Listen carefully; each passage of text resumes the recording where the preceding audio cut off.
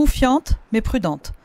Les Bleus sont arrivés à Montréal jeudi et se préparent pour leur 8e de finale ce dimanche au Stade olympique. La Corée du Sud, qualifiée surprise du premier tour, est prise très au sérieux par les joueuses. C'est des pays qui lâchent rien, c'est des piles, hein. Elles sont toujours à 10 000, elles courent partout, elles lâchent jamais rien et voilà, on sait qu'il va falloir sortir un gros match et on espère être à la hauteur. Avec ses 100 000 Français, Montréal a séduit les Bleus qui comptent sur un soutien franco-québécois dimanche. Même quand on se promène dans la rue, on sent qu'il y a une vraie ferveur autour de nous et puis les gens sont très sympas, très accueillants.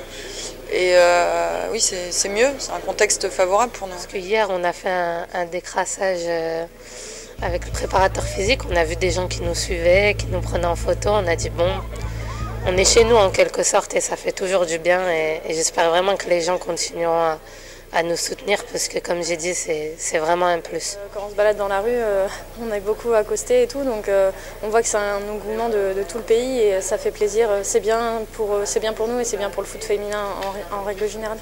Concentrés sur leur match, les Bleus veulent capitaliser sur le match contre le Mexique pour avancer dans la compétition.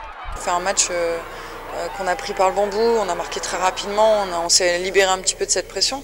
Et maintenant, il faut qu'on soit capable de reproduire ce qu'on a fait sur le 3e but de manière plus importante, plus souvent, et contre des équipes encore de plus haut niveau. Dans cette compétition, les Bleus sont aussi les ambassadrices du soccer féminin. On commence à se rendre compte que les filles savent jouer au foot aussi, donc c'est bien. Puis de plus en plus de gens s'y intéressent et voient que voilà, c'est un beau football aussi.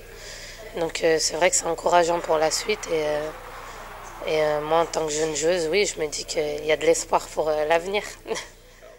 Alors que les supporters pensent déjà au trophée suprême, les Bleus restent prudentes. On prend les matchs un par un, donc d'abord il y a la Corée et puis ensuite si ça se passe bien, j'aurai le temps de penser à la suite. Alors si le Stade olympique ressemble au Stade de France dimanche, les Bleus nous font une promesse. Tant mieux si le public est derrière nous, en tout cas on fera tout pour les régaler. Nathalie Simon-Claire à Montréal pour le Tard de Libérer.